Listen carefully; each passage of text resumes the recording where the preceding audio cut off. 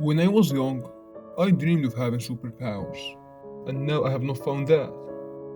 But I found the damning self confidence. Lucas wore his father's old watch because he liked the style of it. And when he met his friends and they saw the watch, they said to him, "Did they just bring you from the past?" Lucas said, "No, it's my father's old watch. I loved it." And they kept laughing at him. And then he returned it to his father, and Lucas never wore it again. From this story, we conclude that the first thing that kills self confidence is justification. And if you told them, for example, mind your fucking business, or who asked you about your damn opinions, they would not continue laughing at him, and he too would feel proud after all. Self confidence is your self esteem, and it's a shield that surrounds you, and the task of this shield is to maintain your psychological well being. And here I mean your feelings about yourself. For example, we hear that if you wear elegant suits, your self confidence will rise. And this is true. But if you go to buy groceries in normal clothes and meet a pretty girl, will you look like a mouse in front of her? What if you were in a hotel in your elegant suit and suddenly you spill juice around your suit? Are you going to turn into a wood chick? Looks like you get what I mean. And if it wasn't high self confidence, we wouldn't see famous actor Jason Statham at a big event wearing a sandal. Now we will move to the most important part of the video. How do I get this devilish confidence? To be clear, self-confidence is like a muscle. The more you put it under high pressure, the bigger it gets.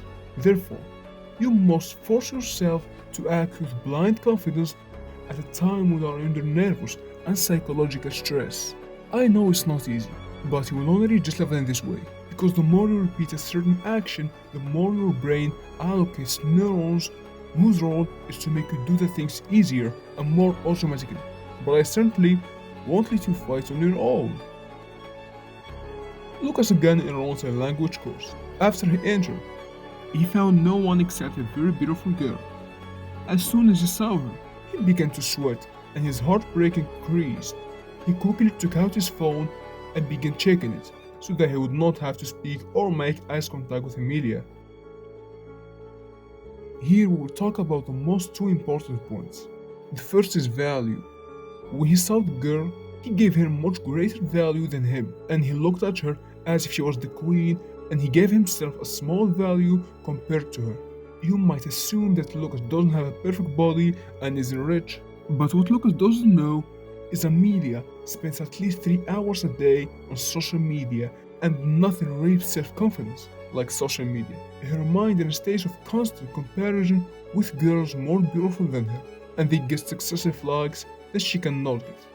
And then she sees a picture of a model and starts comparing the shape of her body, and she loses the comparison because if a person compares himself to another, he will lose.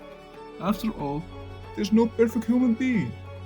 So if Lucas gave her a 10, she might give herself an 8, and inevitably, she will give him more value than he gave himself. What I'm talking about now is the price that you give yourself. Give yourself the highest possible price. Give it to yourself for no reason, even if you don't deserve it. One day you will. Because if you don't care about yourself and value yourself, no one will care about you. Believe me, in the end, everyone will come to you. Because most people are programmed to believe everything they see. If you treat people as an important man, they will believe you. It didn't occur to you why when you are with strangers, you behave completely differently than when you are with your friends whom you know. The reason here is that you know the true worth of your comrades, and know their flaws and that they are just human. You don't like strangers who you think come from another planet and have no flaws. Point 2. It's a human nature to underestimate his personal abilities and to exalt the capabilities of others. An example of this is that when you enter the examination hall, you think that everyone will be able to answer except you. Next time you're stressed, realize that you have two options.